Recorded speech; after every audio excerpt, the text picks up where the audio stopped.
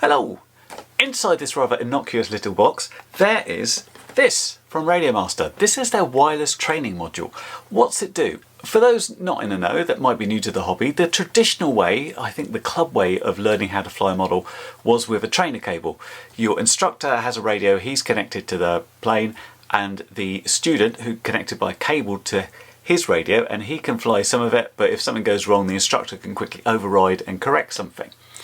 So this is about doing that, but this module lets you do it wirelessly. This would go into the instructor's radio in the back. It has to have a receiver in there that can deliver S-Bus, and there's another bit in here which is this bit. It's a little connector which goes into this and the other side goes to an S-Bus receiver. And I think the interesting thing about this is that it's not just RadioMaster radios and RadioMaster receivers running Express LRS. In theory, you should be able to connect any receiver into this which talks S-Bus. So that could mean that your student radio could be something completely different, and that's how I want to set it up. I'm interested to know if I've got like an old FreeSky radio, for example, can I use that radio as the trainer to a RadioMaster running Express LRS radio this side? So quick close-up first, and I'll show you how we wire this up, and then we'll give it a try and see what happens. Okay, so let's go ahead and put an S-Bus receiver in it. First thing we need to do is take it apart. Just a few Phillips screws to get out, only takes a few minutes. And inside we've got this. There is some documentation about when to use S-Bus B and S-Bus A. The quick and dirty answer I remember is TX16 is A, Boxer is B. I happen to pick my Boxer up, so I'm going to use that one. And what I've gone ahead and done is I found this old FreeSky receiver. I haven't used FreeSky for so long, I can't remember what this one's called. But it had, I think it was a telemetry receiver because it's got this extra wire here. I've soldered this in like so. I've also made sure this is bound to my student radio, which is the old faithful FreeSky Tyrannus. Remember that? Everyone had one. So what I'm going to go ahead and do is plug this into S-Bus B, which I can't do through the viewfinder, like that. And then I'm just basically going to stuff this in here. Now, of course, this isn't the best way of getting a good signal on your receiver, but if you're like teaching someone to fly or you're a student, you're not going to be more than a few feet away from them because you need to keep in constant contact and talk to each other. So I'm just basically going to ram this in, shove the top on and do the screws back up. The screws are back in, so I'm going to shove it in the back of my radio here and do a little bit of setup.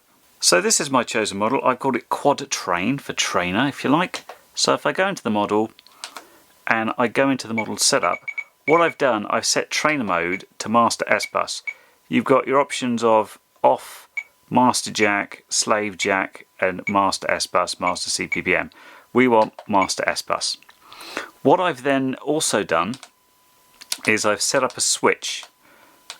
It's one of the special functions, and your switch is called trainer, and you've got various options here, so you can have sticks or specific name channels, or I think chans is like all the channels basically.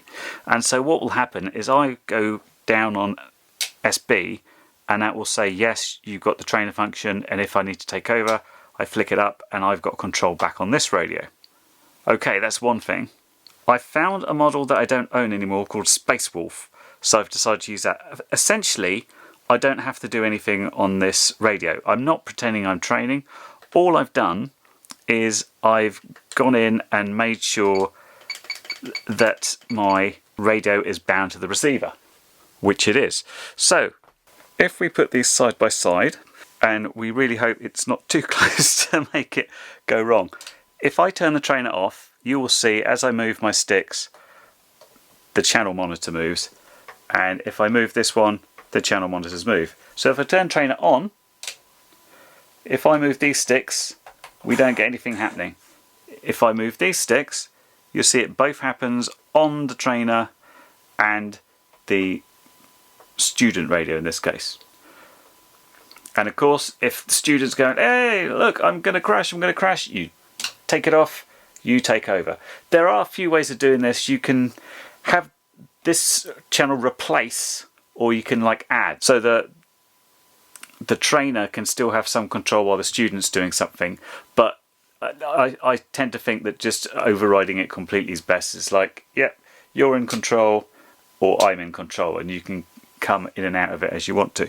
And it's as simple as that. And that's about it. Not too much to it. Pretty simple to set up. If you've got some sort of receiver that does S-Bus, odds on it will work. And the reason I chose this one is just to see if it would work with something that wasn't already in ELRS. And I thought, if someone's trying to teach their friend or son or whatever to fly, they might have something like an old radio that doesn't necessarily have all the same stuff as your current radio with. So if you can get use out of it to do something else, then I think that's pretty good. I think this is mainly used in sort of club flying to teach people, and I generally think any club that would have me, I don't really want to be part of. But I was just thinking about this and I thought it might be fun to use this for different things. So if I plug this in, and what would happen if you've got one person having, for example, ailerons and rudder, and the other person has elevator and throttle, for example. That'd be an interesting way of seeing how well you can communicate between each other. Try and land a plane like that. Anyway, that's the RadioMaster Wireless Training module, and there'll be links down below where you can check it out. Hope that review's been helpful, and I will catch you next video. Bye for now. Well, you've made it to the end of the video, so thanks once again for watching. If you like what you saw, then please consider subscribing, and if you really like what you saw, then be sure to check out the link to my blog for a variety of ways in which you can help support this channel.